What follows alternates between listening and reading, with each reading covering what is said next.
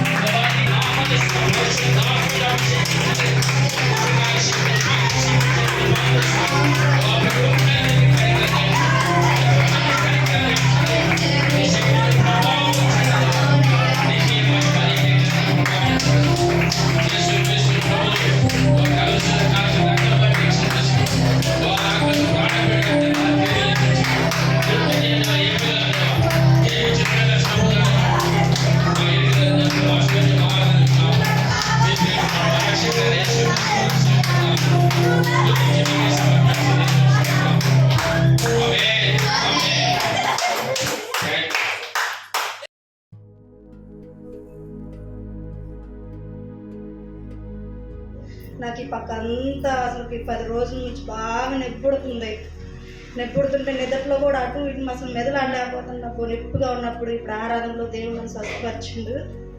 దేవుడి చిన్న సాక్ష్యాన్ని తీర్చిండు.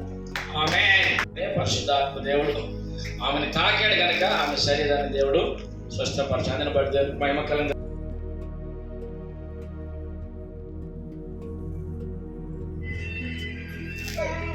నన్ను ఈ సాక్ష్యాన్ని పెట్టిన దేవునికి వందనాలు. ఈ సమయం ఇచ్చిన అయ్యగారికి అమ్మగారికి వందనాలు తెలియజేస్తున్నా.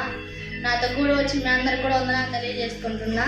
నా సాక్ష్యం ఏమిటంటే, ఫస్ట్ నా కొడుకు డెలివరీ అప్పుడు ఉదయం నా పేరు కవిత. ఉదయం నేను 9ంటికి వెళ్తే సాయంత్రం దాకా నా డెలివరీ కాలేదు. అబ్బాయి చాలా వీక్గా పుట్టాడు. అందులో గుండెకు హోల్ ఉందని పక్కలకు నింపు చేరుందని ఐసీలో 10 రోజులు పెట్టారు. నా బిడ్డకి నాకు 3 రోజులు ఎవడం ఉంది, 10 రోజులు ఎవడంగానే ఉన్నాను నేను. అయితే పాలు కూడా నాకు సరిగ్గా లేవు. ఆ బిడ్డకి నేను చాలా బాధపడ్డాను. సరేనైనా దేవుడు దయవల్ల నా బిడ్డ బాగానే కోరుకుని అయినాక రెండోది కూడా నాకు కలిసి పెట్టినప్పుడు నాకు అది ఇష్టం లేదు. రెండో ప్రెగ్నెంట్గా ఉన్నప్పుడు నాకు రెండో ప్రెగ్నెంట్గా ఉన్నప్పుడు నాకు ఫస్ట్ది గుర్తు వస్తుంది. కాడికి నాకు ఎలా ఉండిద్దో అని చాలా భయపడ్డాను నేను. కానీ దేవుడికి మించిన ఏముందని నేను గట్టిగా ప్రార్థన చేసుకొని సాక్షి చెప్పుకుంటాను. నేను గట్టిగా ప్రార్థన చేసుకున్నాను. రోజు నేను ప్రార్థన చేసుకున్నాను. నా డెలివరీ దగ్గర పడుతుంది, మా అన్న పెళ్ళి కూడా దగ్గర పడుతుంది. పెళ్లి ముందు నేను డెలివరీ అయితే ఒకరు నాకు ముందులాగా క్రిటికల్గా ఉంటుంది అని మా వాళ్ళు చాలా టెన్షన్గా ఫీల్ అయిపోయారు. అయితే నాకు కూడా డెలివరీ టైం దగ్గర పడుకుని టెన్షన్ ఎక్కువ అవుతుంది, నాకు ఎలా ఉండిద్దో అని. అయితే నేను ప్రార్థన చేసుకొని అక్కడికి వెళ్ళినాక నేను 10ంటికి వెళ్తే 10 నిమిషాలు నా డెలివరీ అయిపోయింది. అది నాకు తెలియకుండే డెలివరీ అయింది. బాబు కూడా చాలా 3 కేజీలు బరువుగా చాలా బాగా పుట్టిండు. వాడికి ఇబ్బంది లేదు. మా అన్న పేరు 3 రోజులు ఉందని నెమ్మది పెరిగాను. నన్ను దేవుడింటికి నడిపించాడు. నాకు ఇక్కడ డెలివరీ బాగా జరిగింది. మా అన్న పేరు చూడగలిగిన నా దేవుడు ఎంతో గొప్ప మేలు చేసిండు.